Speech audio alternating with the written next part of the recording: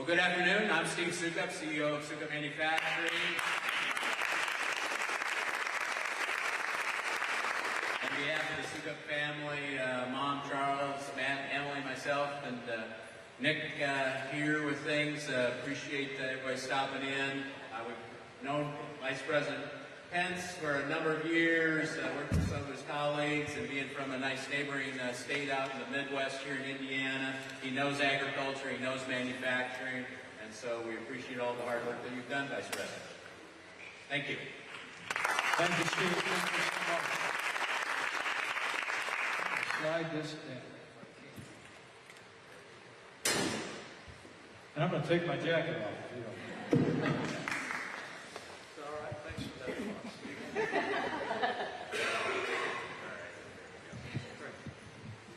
Well, hello, Iowa. I'm Mike Pence. I'm from Indiana. I'm running for President of the United States of America. So thank you so much for the warm welcome. Let's give another round of applause to the whole Sukup senior team here. Would you mind, Steve? Thank you so very much. I'm delighted to be here with Steve, Emily, Schmidt, and our husband Matt, who runs marketing here. It's an incredible team. Charles, thank you. Thank you for your visionary leadership here.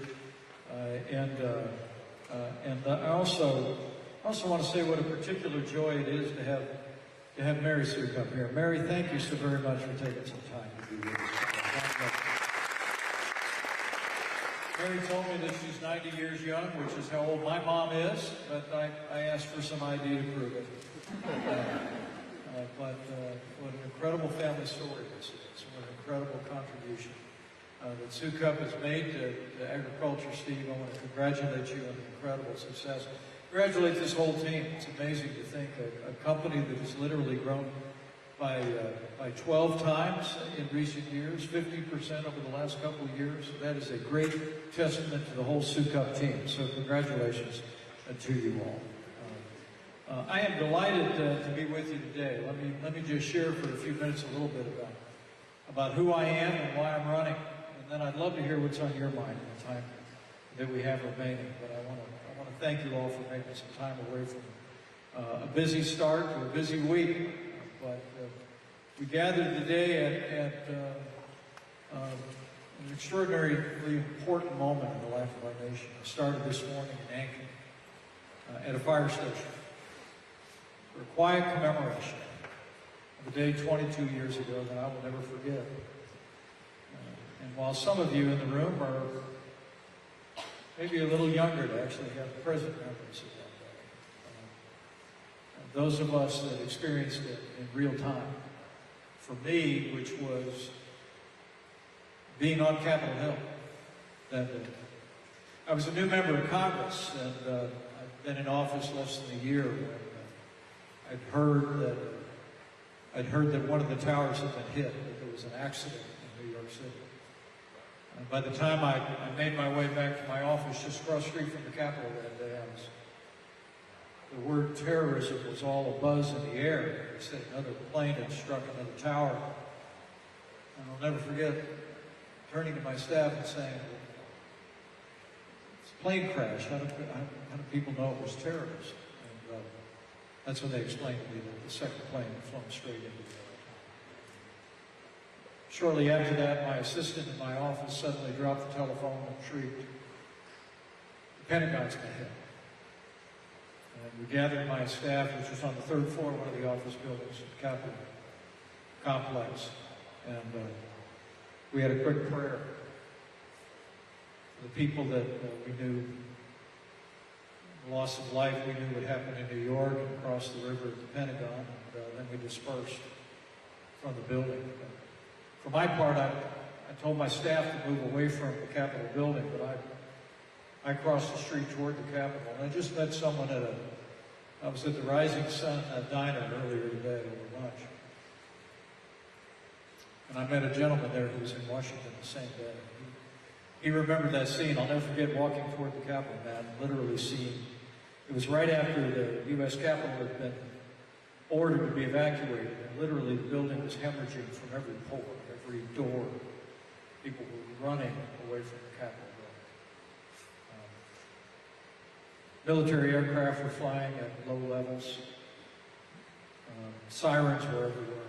It was a scene of incredible pain. And I remember looking over to the west and seeing that on this beautiful blue sky day, Charles, I remember seeing half of the sky filled with mud-colored and black smoke billowing out of the Pentagon. It was what seemed like to which I never could have imagined in my lifetime. But I remember I made my way across the Capitol grounds, and I was standing maybe 100 yards away from the Capitol steps when I was approached by some Capitol police officers who escorted me to the police chief's office, where we learned about an aircraft going down over Pennsylvania. The way that story has touched my life is that I feel that today we remember people who rushed in when others rushed out. And it was a day, I think, while Americans have always cherished our first responders, people that sign up for fire departments full-time, volunteer, people that put on the uniform of law enforcement. That was a day when all of America watched in horror as these events unfolded. And while we saw people understandably running away from the towers, we saw people in full fire gear running in, some 300 of which would be lost when the towers fell. But the heroes that were forged that day are part of what we remember. We remember that nearly 3,000 innocent lives that were claimed by the enemies of our country that day. But I think today is just as much about remembering the heroes that were minted in those towers, and the heroes of Flight 93, with whom I feel some personal connection. For you see, it would be maybe 6 months later, driving away from the Capitol with our 3 young children with us, going home to Indiana. I remember I turned off the Pennsylvania Turnpike and I drove into rural Pennsylvania looking for Shanksville, because I wanted to go to the site of where that plane came down. And we found it. We drove through the little hamlet of Shanksville and followed the road out of town. And there we saw an open field with chain link fence, only plywood board up that listed the names of those who'd been lost, the heroes of Flight 93. We all remember the story of Todd Beamer, those of us that are old enough to remember one of the people that had organized on the aircraft to take the aircraft back. And that history records that he literally prayed the Lord's Prayer with an operator on the airline phone. And then he put the phone down, and she overheard him say, "Let's roll." And they went forward to take the plane back, and the plane went down. But what I learned on that day that I stopped by Shanksville was they had a timeline on a plywood wall that had been erected. Now there's a beautiful, appropriate memorial that's there. But on the timeline, I was looking at the exact time that the aircraft came down. And I remember asking the park ranger, Charles, who was there, I said, well, if Washington, D.C. was the target, is there ever any estimate of when it would have reached the Capitol building? And she said, oh, we've calculated that a long time ago. She said it would have been between 10 a.m. and 10:30 in the morning. If the Capitol was the target, as many believe it was. And that's when it hit me, standing there beside my wife and 3 small children. I was standing there just outside the Capitol at about 20 minutes after 10. And as your vice president, I had the privilege of speaking in Shanksville a couple of years into our administration. I had a chance to meet those families. And I told them that I'll always believe in my heart of hearts that those heroes on Flight 93 saved lives in Washington that day. One of which might have been mine. I'll never forget the family members came up to me later and they said, you're always welcome here. And one of them gave me a hug and said, you're one of us. I never had a higher blessing in my life. For the to say that. But today's a day that we remember heroes as much as victims. And that's what I would say to each and every one of you. And not just the heroes forged that day in the skies over Pennsylvania and in the towers in New York City, but the heroes that lined up outside recruiting stations the next day in every city in this country. It was amazing to see the way this generation stepped forward, put on the uniform of the United States. And I mean to tell you, it's been that generation that took the fight to our enemies on our terms on their soil that brought us 22 years without another major terrorist attack on the soil of the United States. So today we remember those who were lost. But mostly we remember the heroes forged that day and every day since who've been defending this country against another attack. And God bless them all.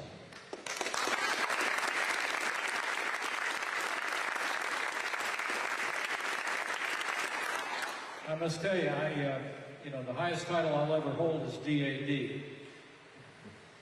Those little ones that were 5, 6, and 7 back then are now 29, 30, and 31. Our son's a captain in the Marine Corps. He's a fighter pilot. And one of my unworthy son-in-laws is a fighter pilot in the United States Navy. And we couldn't be more proud of him. But all of those things. So, how about anybody in the room that's been in the armed forces of the United States? Would you mind raising your hand? Just let us thank you one more time. Thank you for your service. Thank you for your service.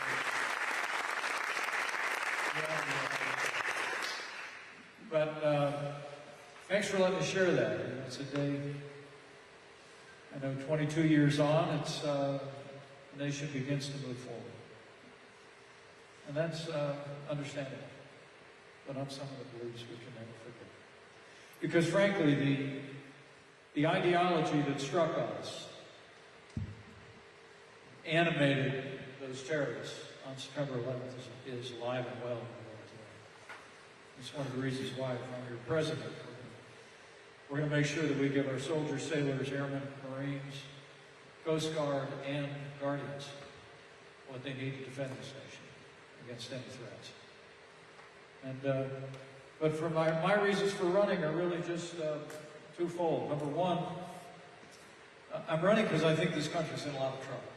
I mean, things are going well here at Sukkot. For many American families, this is a very challenging time.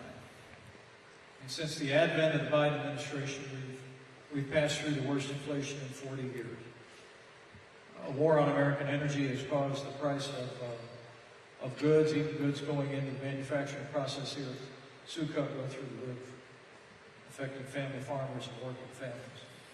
The crisis at our border has been generated by the fact that when President Joe Biden came in, he undid all of the policies we put into effect that secured the southern border and ended illegal immigration and asylum abuse virtually in our third year in office.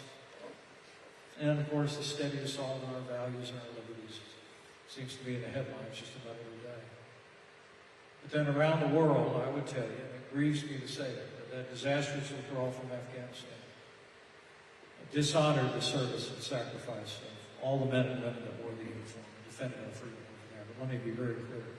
Nothing of that disastrous withdrawal will ever diminish the honor and gratitude the American people feel for every American that defended our freedom in Afghanistan in the last 20 years. The truth is that the withdrawal from Afghanistan has unleashed the enemies of freedom around the world. Now more than ever, we need leadership with experience. And I stand before you today, I'm running for president because I say with all humility that I believe I'm the most qualified, the most experienced, the most tested, traditional conservative running in this race. And I'd ask for your support. You know, a lot of you know me as Vice President of the United States, and it was my great honor to serve this nation in that role. But what you may not know is that before that, I was governor of a state just like Iowa.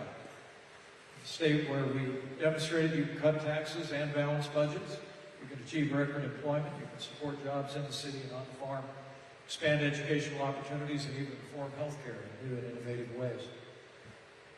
But before that, I was actually a leader in the Congress of the United States. I was in Congress for 12 years. It seemed longer Thanks for getting that joke. But I was actually a leader in the Congress, and was oftentimes find myself battling against the big spenders in my own party. You know, I have to tell you, I just think this is no time for on-the-job training. And the reason I stand before you today is because I look at that sweep of having served in the leadership in the Congress, having led a conservative state, having served as your vice president representing America at home and abroad in the legislative process. And I tell you, I'm going to know what it's going to take and who we're going to have to marshal to turn this country around, what we can do. No doubt for a second.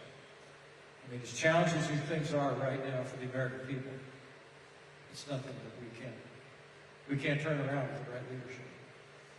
So I commend myself to your consideration. I so admire the way the people of Iowa go about this process.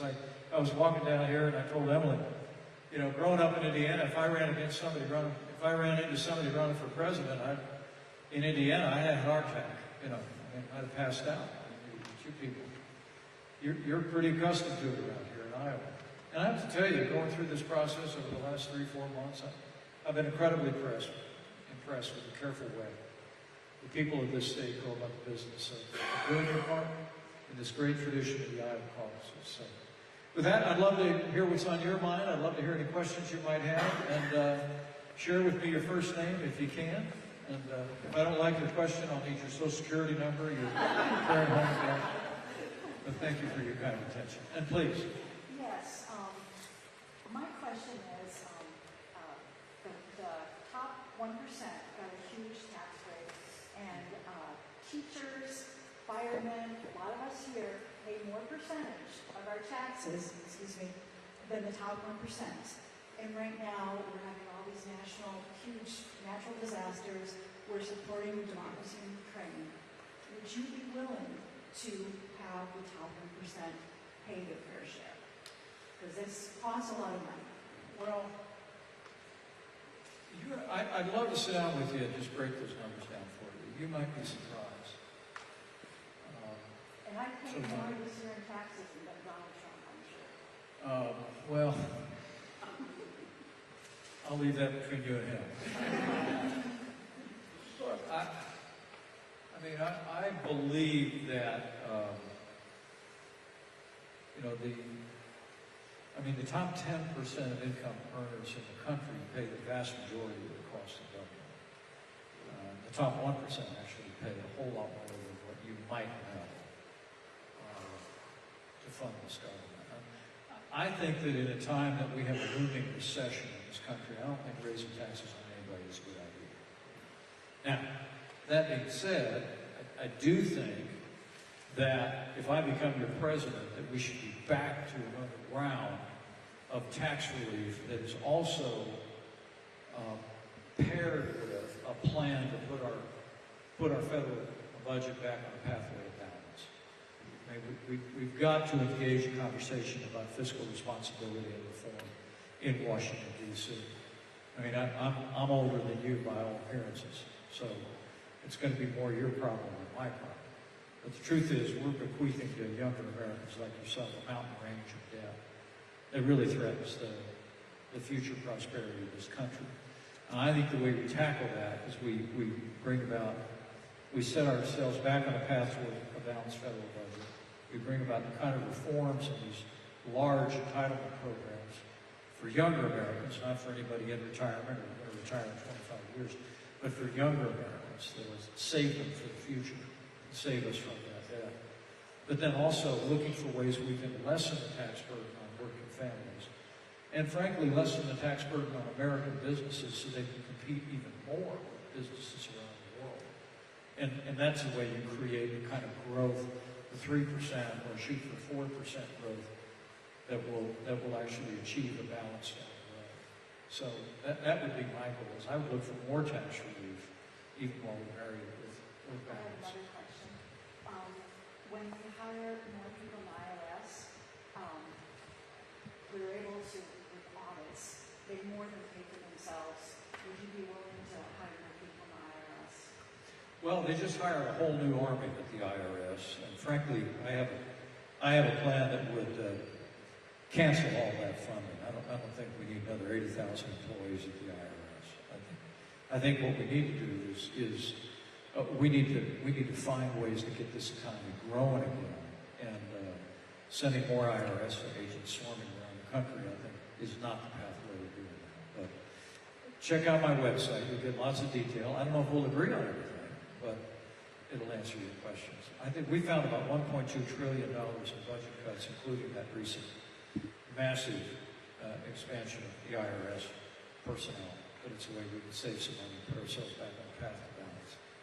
Other questions, comments? Yes, please. We have some staff members watching online right now with a question from Joe. Hey.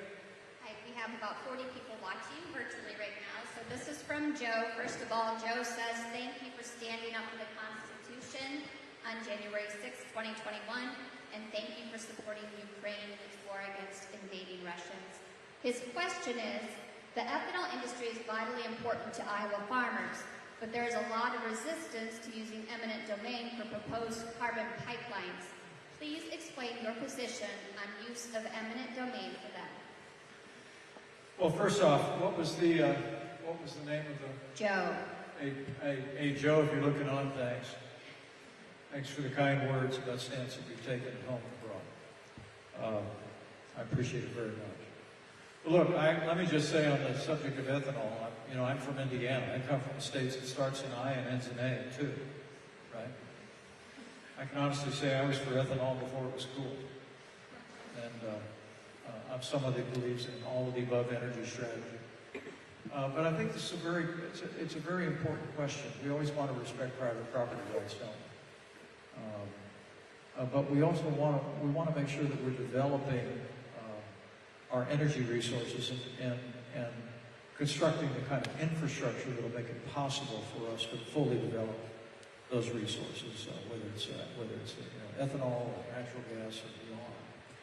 I mean, one of the things that was most egregious, I thought, was on the first day of the Biden administration, he shut down the Keystone and Dakota pipeline. Not only did it cost thousands of jobs, but also essentially sent a message that we're not investing in the kind of infrastructure that'll support a growing energy economy in this country. And so I'd be very open to a conversation about that. How again, you want to respect private property rights. And I was always very hesitant on exercising eminent domain back when I was governor of Indiana. And you want fair compensation always in those cases, but making sure that we have the kind of infrastructure necessary to support the growing energy sector, ethanol and others, will be very important in the future. Thank you. Who's next? Yes, sir. First of all, I want to thank you for letting us meet with you today and the Suka family for giving us the opportunity to meet with you. But during the last presidential debate, I didn't hear anything for the Republican response to Obamacare and how they're going to deal with the insurance, health care, and the pharmaceutical cartel. And what's your first name? Pardon? What's your first name? Tom. Tom, thanks. Well, we got another presidential debate coming up 2 weeks from Wednesday, so stay tuned. Fox Business is hosting it, so I'm hoping we get a little bit more into some of these economic questions than we did last time. Because frankly, everywhere I go, I hear people talking about the economy. American families are struggling.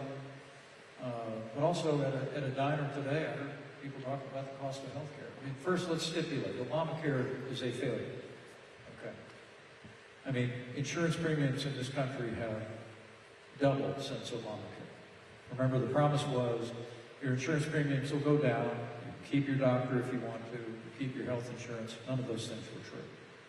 Now, we ended the Obamacare tax, essentially the mandate.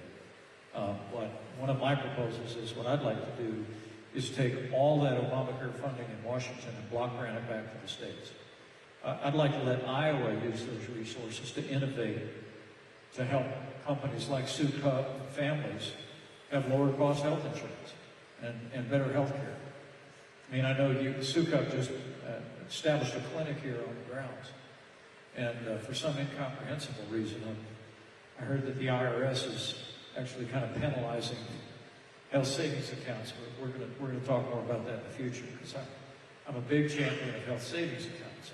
I tend to believe consumer-directed healthcare that gives people an incentive to make better choices in your own healthcare, your regular checkup, maybe consider losing a few pounds, which I could use, quit smoking, all the kind of things you have incentives to do through consumer-directed healthcare. Number one, it improves people's lives. You want to lower the cost of healthcare in America, encourage a healthier America, which is what that whole approach has. We innovated in Indiana in Medicaid with health savings accounts, and I'm incredibly proud of it. And so for me, that's the key is we really are faced with a major choice in Washington, and that is whether we're going to go with Obamacare or ultimately a single-payer type system, which is what Bernie Sanders' vision is, and I think many liberals in Washington continue to drive and pine for that, or whether we're going to build our solutions in healthcare on a free market economy and on private health insurance. And I think there's ways to do that, where you encourage portability, transparency, you create greater visibility for people in the healthcare system, so you can, as you're making a decision about healthcare treatment, you can have information available for what the cost is of those various procedures. So for me, it's all about equipping the American people, as health savings accounts do, to be healthcare consumers and not just on the receiving end of healthcare, if that makes any sense to you at all. In terms of the cost of medicines, I think encouraging our pharmaceutical companies to continue to expand discounts that are currently available for people that struggle with the cost of medicines is important. I am very skeptical of price controls generally. I mean, you and I look to be pretty close to the same age. You have the correct color hair for our age. You remember price controls with gasoline back in the 70s? Price controls invariably create scarcity. And the Biden administration recently announced what amounts to price controls on about 10 different medications. I'm concerned about that because, quite frankly, I think it would create greater scarcity, and also it would impact research and development. I mean, we have the greatest pharmaceutical companies in the world that have created life-saving medicines and do that literally around the clock.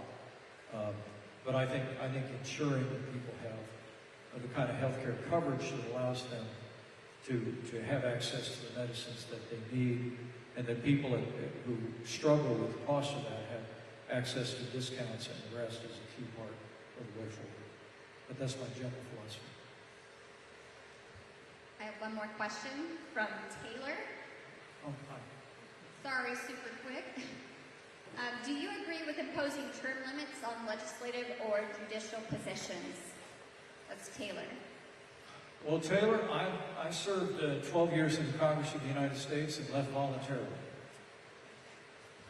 I've always thought 12 years is about right in the House of Representatives.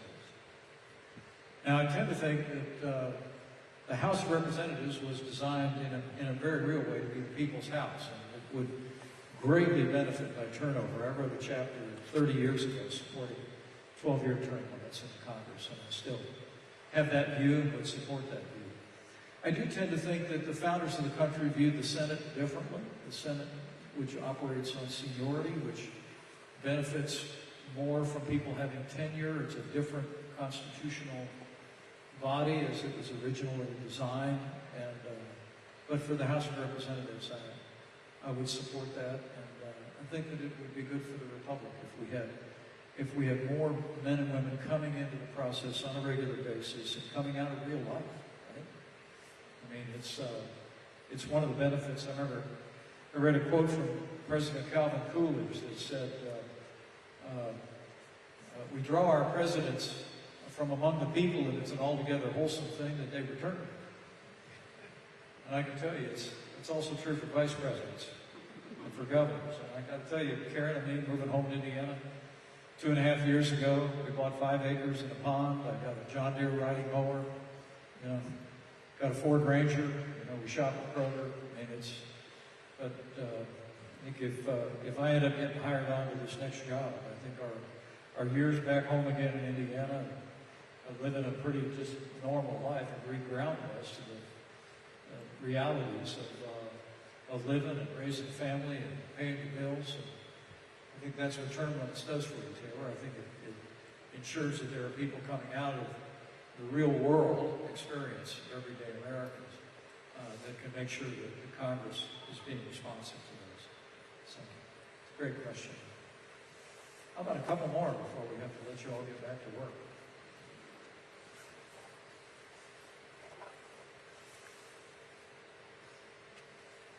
Yes, sir. Well, I love your name. My name is Mike as well. Hey, Mike. Well, I really don't need this, but oh, okay. I really don't have a question for you, but I would love to know your thoughts. So many of us were raised with the mindset of you do your work well, and there's no complaining. If you want something, you take care of it. Well, in today's generation, many of us here, you take care of your property, you get a notification your property taxes are going up.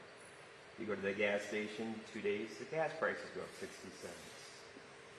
So what are your thoughts on giving us hope that things will get much better for those of us who go to work every day and live off of a budget?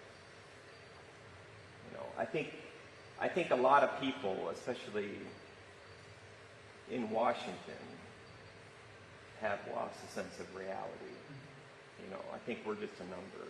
So, well, let me encourage you that we can get it all back. America will come roaring back faster than you possibly do. I mean, one of the things I think we learned during the Trump-Pence years, we passed the largest tax cut and tax reform in American history just before Christmas in 2017.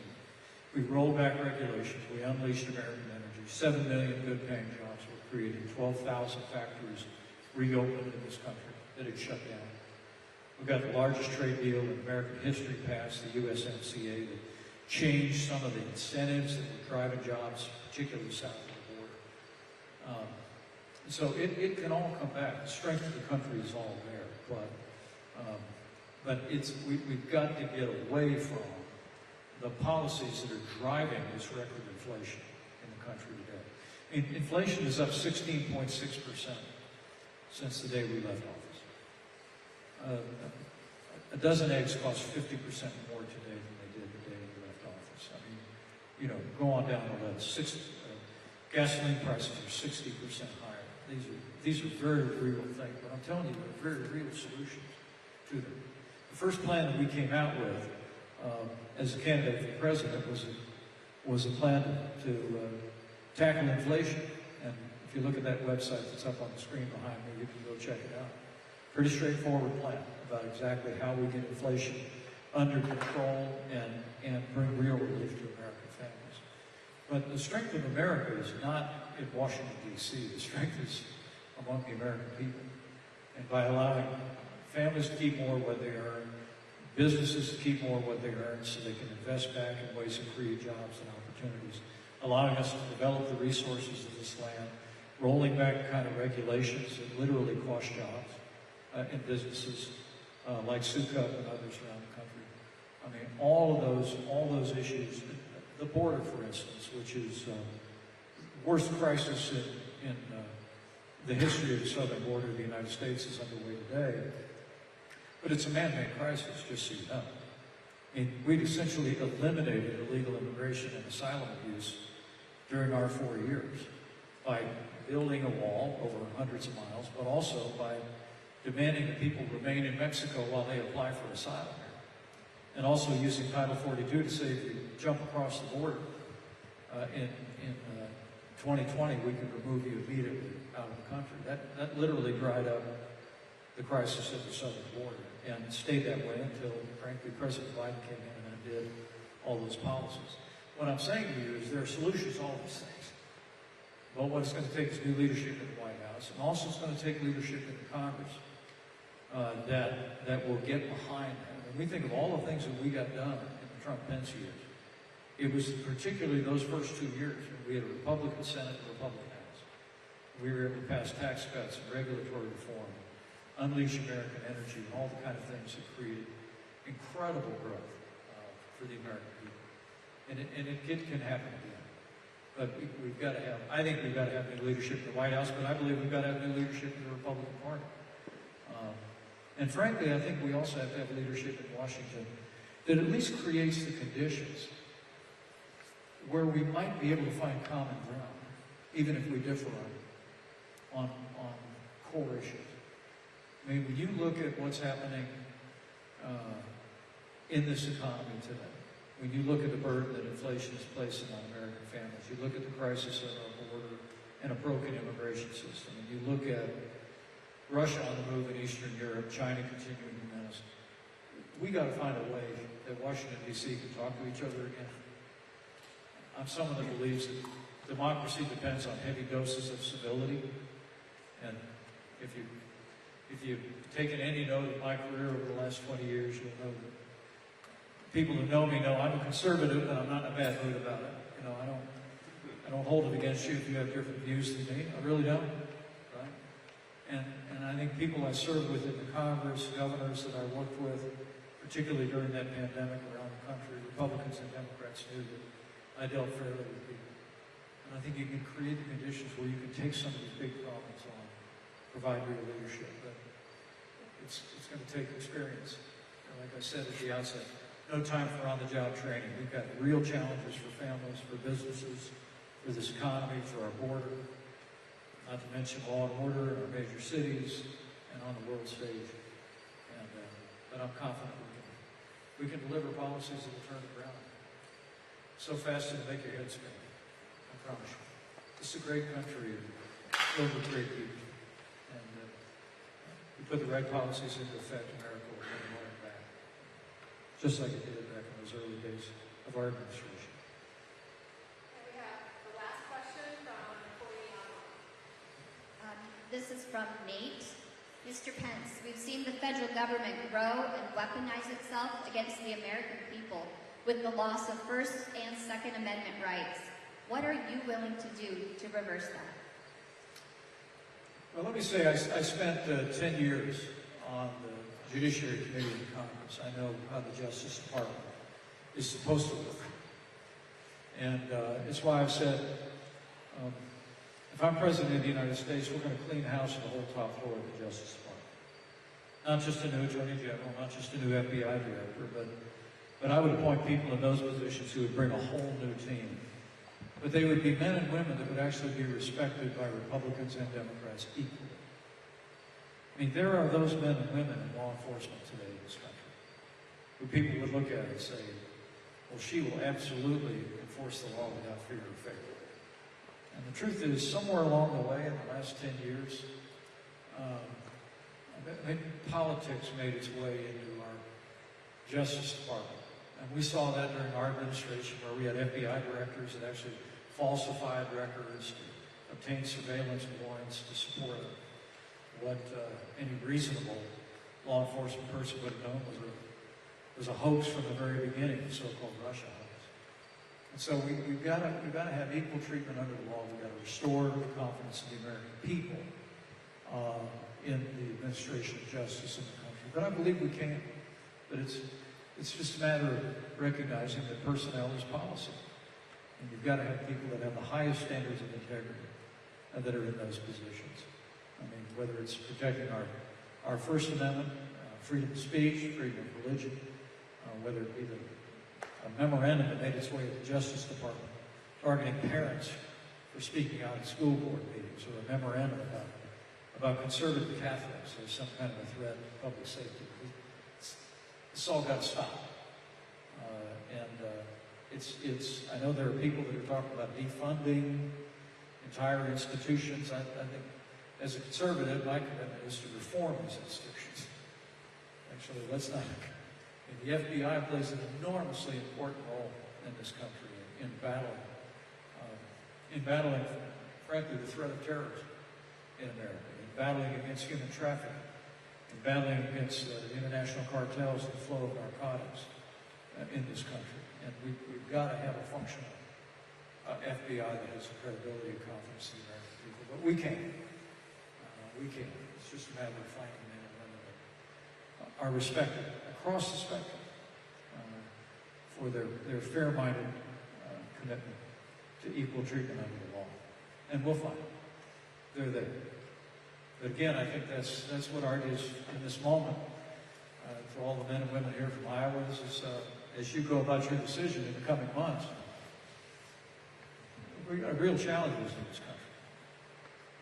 And I would just submit to you with all humility, it's we need new leadership in the White House, but also we need leadership that has a proven record of commitment to the Constitution, a proven record of commitment to the fair administration of justice in this country, a proven record of commitment to working and listening to people across the spectrum, even as you advance your own conservative principles. And it's that kind of experience that I'll bring to it, and be honored to have your support.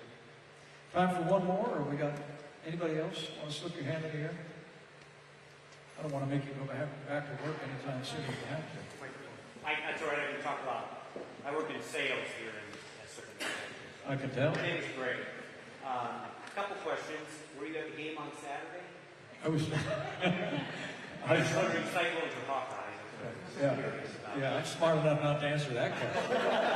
My second question is, we as born-again believers know who ultimately chooses our leader, and that's God himself.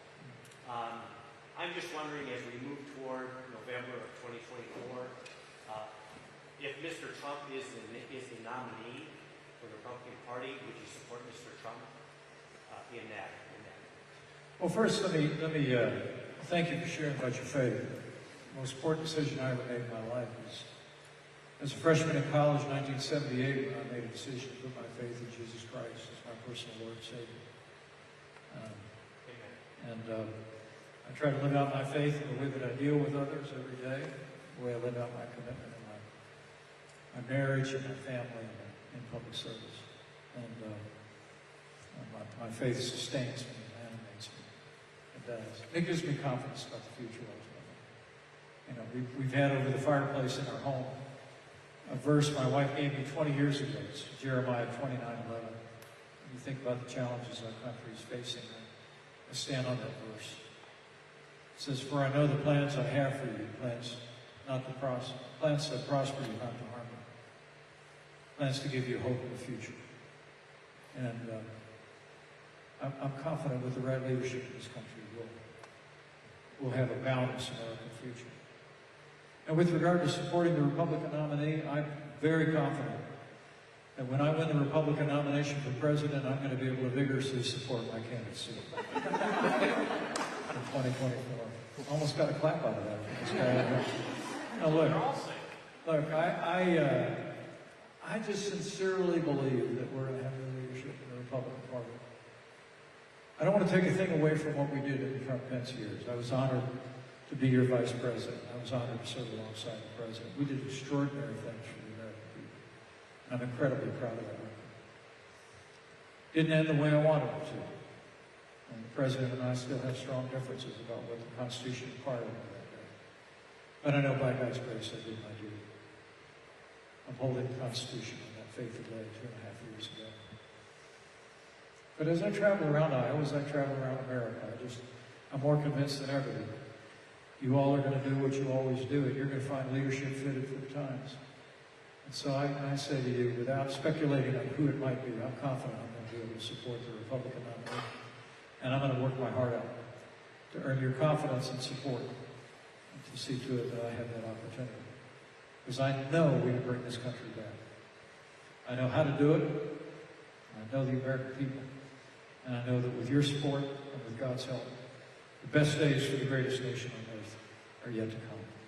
Thanks for your kind attention. Thank you so much, Steve. Thank you again for your time. God bless you.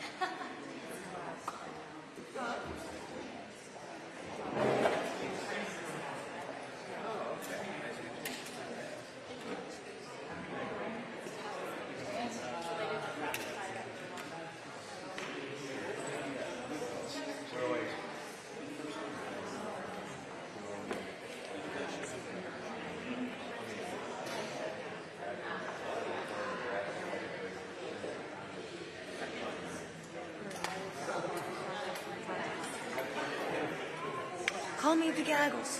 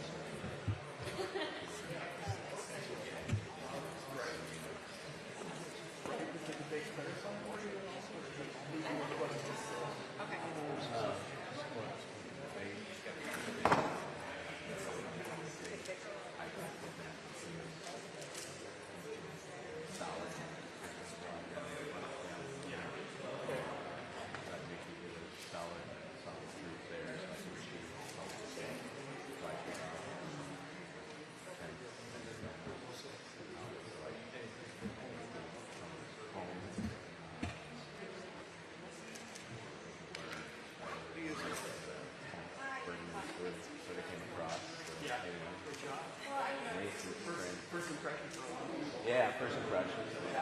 So I think everybody It was good. Thank you, Chip. Great. Great. Swing, I think was good save, but at the same time, there's a balance between the enthusiasm and Oh, it's all right. I'm trying to make up for it. far out on the skis. Yeah.